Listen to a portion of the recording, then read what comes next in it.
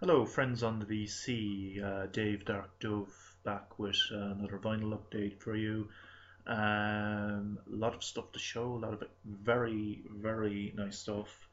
And I have some recent pickups to show, and I also have some absolutely amazing VCLT from the one and only Jimmy Earl of Suave. Now, there's actually two different sets of VCLT here.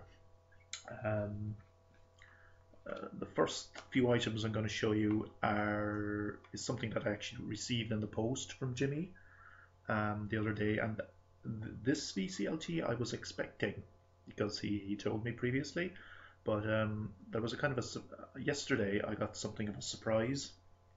I'm going to show you that stuff in a minute, but I'll start off straight away with Jimmy. He recently went to a gig by the Tubes, the long-running proto-punk um, uh, proto-punk cum glam outfit. He got a few items signed for me. First off is this book of poetry by Fee Waybill, the lead singer from the Tubes. Amazing picture, by the way. He's got quite a kind of lived-in face. But Jimmy got Fee to sign and dedicate this to me, so thanks very much for that, Jimmy. And he also got Roger Steen, who is he the bass player, I think. This solo CD of his as well, signed, and also sent an item which you picked up. Jimmy, I think you said you picked it up in was that what they call thrift stores over there, I think, or anyway, it's a very interesting item indeed. It's a 7-inch single by Tennessee Ernie Ford. Take Your Girlie to the Movies, and it is actually signed by Tennessee Ernie Ford himself. So this is a very interesting piece of musical history here, and thank you very much for these items, Jimmy, and got a lovely letter as well. But that's sorry, it's a bit crumpled. Lovely handwriting. So thanks very much for that, Jimmy. Now, that is not the end of the story. Jimmy, with the help of the VC's Ben Costello, initiated a kind of a secret VCLT, and I received that VCLT yesterday, and I'm going to show it to you now. Some absolutely amazing stuff. Three LPs in total. So starting off with Brian Eno, Before and After Science. This is something which has been on my want list for quite some time. So it's his 1977 album on Polydor. As anyone who's familiar with Brian Eno will know, this is probably his last kind of, what you could call his last kind of conventional rock album before he went kind of totally ambient. But there is a kind of an ambient element inside too, in particular. Now this is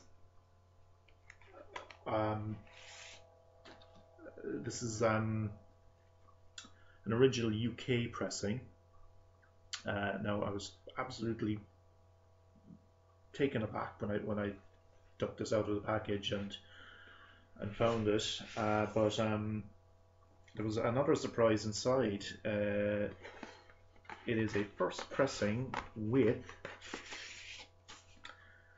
the Peter Schmidt art prints, which were included in the initial pressings. Now, these very rarely turn up, apparently.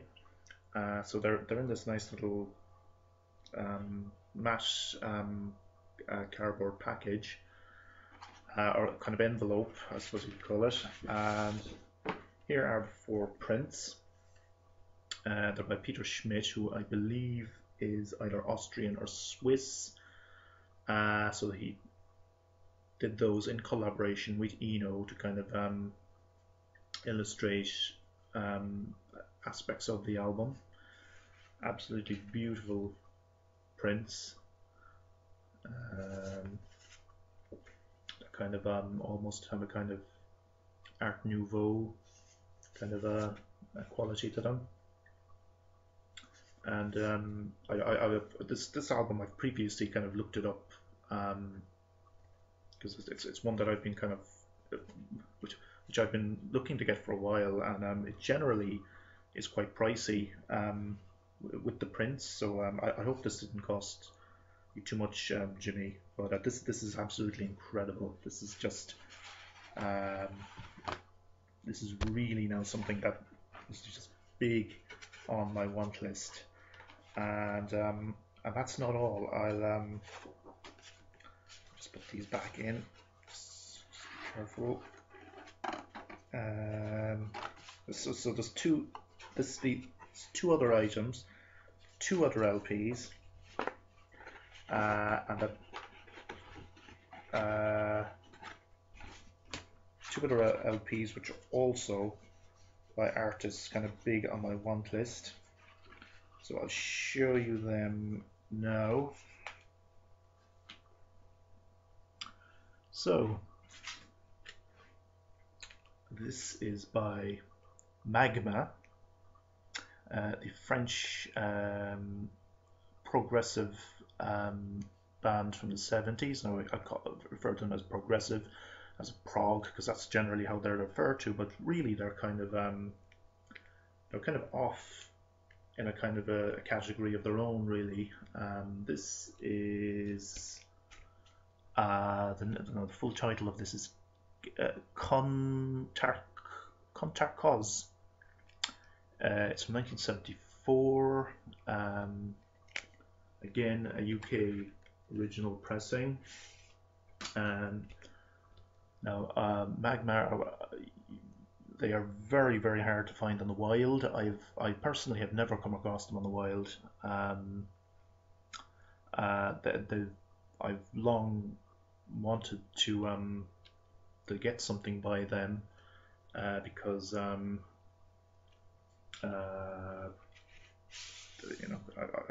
prior to this, I've just heard their stuff on YouTube, and they are very, very hard to come across. I just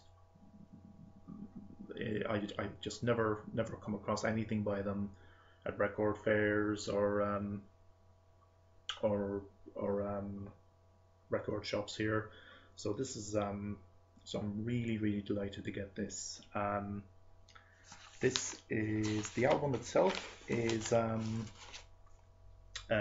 those not familiar with them, they're kind of heavily influenced by jazz, kind of jazz fusion. There's a couple of very long extended tracks on this album. Now the last track is Coltrane Sundia, which is a tribute to John Coltrane, and this is where the album really kind of goes into real freak out mode. It's real kind of space rock, and Magma themselves were very heavily influenced by science fiction, kind of lyrically and musically. So it's a real kind of trip into outer space. So now the third item, again by an artist who I have very, very little of, and this is Nick Cave and the Bad Seeds. and their 1988 album Tender Prey. And I only have one LP by Nick Cave on vinyl, and that's one that I showed last week. Or sorry, in my last video, the soundtrack album, Ghost of the Civil Dead. I don't have anything by the Bad Seeds on vinyl up to this. As everybody knows, that a lot of their stuff is very, very expensive, especially their 90s releases. So, and myself having come into vinyl kind of comparatively recently, I never picked them up on vinyl when I had the chance, when back in the day, like. But this is actually this is from Benelux, which is Belgium and Luxembourg. So that's where this pressing originates. This came out in 1988. It contains several bona fide classic Nick Cave and the Bad Seed tracks. The Mercy Seat, which was later covered by Johnny Cash, Diana, City of Refuge. So those 3 tracks alone are just worth the admittance price. So it has the inner sleeve or inner insert, and there's also another interesting kind of unexpected find inside it is this this full-page review from the NME, New Musical Express, from 1988, which it was a gig in London, in the London Town and Country Club, and it mentions that they played several. It must have been part of a tour to promote this album, I imagine, because it was roughly around the time it came out. So interesting. Happy Mondays gig review as well on the other side. The Laz, There She Goes, which is interesting as well, because this is the version that came out in 1988, 2 years before it became a big hit. So anyway, so yeah, so these 3 items of VCLT, all of them items which would be hugely on my want list, and I can't thank you enough, Jimmy, for this amazing, incredible VCLT. I really am delighted, absolutely, just over the moon with this, and thank you again. So I will now. I picked up a few items in a record fair as well recently, so I'll show them to you there now. Now, a while back I showed you an Island record sampler called Bumpers, from the early 70s on the Island label. This is another in that series, and this is called You Can All Join In. Similar lineup to Bumpers. Jethro Tull, Spooky Tooth, who else is on it? Traffic, Fairport Convention, Nirvana, the original Nirvana. John Martin. The John Martin track is interesting, actually. It's called Dusty, and it's from the Tumbler. And he has a very, very different singing style on this than he does to what you'd be kind of to the more kind of familiar kind of John Martin style. The cover is interesting. The cover apparently shows all of the artists and groups who were involved in this sampler. I think some of them I can't actually see John Martin in that picture, so maybe he's off to the side there, kind of cut off. But recognize a few. There's what's his name? Ian Anderson and Jethro Tull at the back there. I have to say most of them look a bit pissed off. I think they're all off in a kind of a field, and it's probably like early in the morning, and they all look a bit knackered, to be quite honest. Most of them don't look too happy, being dragged out to have their picture taken. Probably, it's probably freezing as well. They all have coats on, so it's on the Pink Island label, and we'll be seeing the Pink Island label again in in my next item. Just bear with me. Now, at the fair, I came across somebody who's Ben Costello. You'll be quite familiar with this guy, Doc. So I was having a look through his items, and this caught my eye.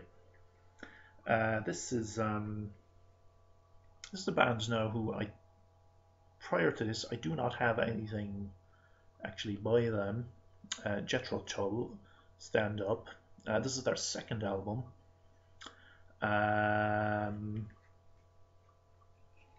The sleeve, okay, there's a bit of writing on the back and there's some water damage, but I had a look at it, opened it up, and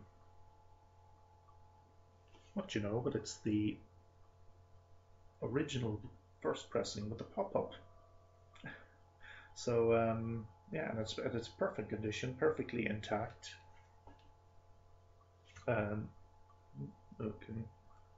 so it's again on the Island label, and this is an early incarnation of the Island label. It's got that let's see now. Okay, it's upside down again. It's got that early version of the Island label, with the orange eye, if you can see it there. And I got this for €10, which was an incredible price. There are a few scratches on it, but it plays fine. There's a bit of clicking at the start of side 2, but other than that, it's absolutely fine. This is kind of not a typical Jethro Tull album. It's not quite. It's before they kind of went kind of full on proggy. It's definitely more blues rock, and with a bit of psych influence. I quite like it. I have to say, I wouldn't be the biggest fan of them generally, but I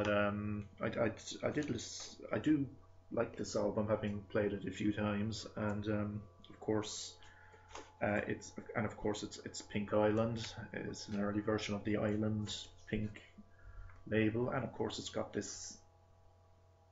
How could you resist that? Like this amazing gimmick sleeve. Okay, so moving on from prog onto post-punk. So we have Siouxsie and the Banshees' debut album, The Scream, and this is the original US pressing. So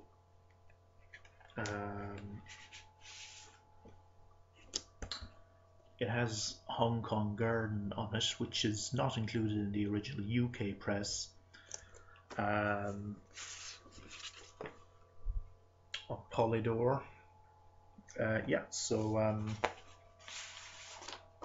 Siouxsie and the Banshees, seminal punk band. They were pretty much there from the start, from when the Pistols started, but they would go on to be very influential in post-punk, and in particular in influencing the goth movement. This has the original drummer. I don't know if you can see it there. Kenny Morris, and he actually lives not in Cork City, but out in the countryside near Cork, and he has been known to go browsing in record fairs. So it'd be good if I could run into him and get that signed by him. Hopefully, we never know. But I will finish up with the last item I got at the record fair. The Moog Strikes Back. No, this is not. This is nothing to do with Star Wars. This is an early electronic album. It's kind of basically in the same vein of Walter Carlos's Switched On Bach. So it's by this guy. What was his name again? This guy. His name should be here somewhere. Hans Wurman. Hans Wurman. So this is his rendition of classical tunes by Bach, also by Chopin, Rachmaninoff, etc. So it's all done on the Moog analog synthesizer, and the results are quite interesting. I'm a big fan of these early electronic music, and so I grabbed this as soon as I saw it. So that's everything. I'll just wrap it up there now. Again, thank you very much, Jimmy, and of course Ben, because Ben Costello played a part as well in the VCLT in it reaching me, but I won't go into any further details. But I must mention that Ben has something as well for me, but I'll leave that for the next video. But thanks very much again, Ben and Jimmy, and thanks to everyone for watching.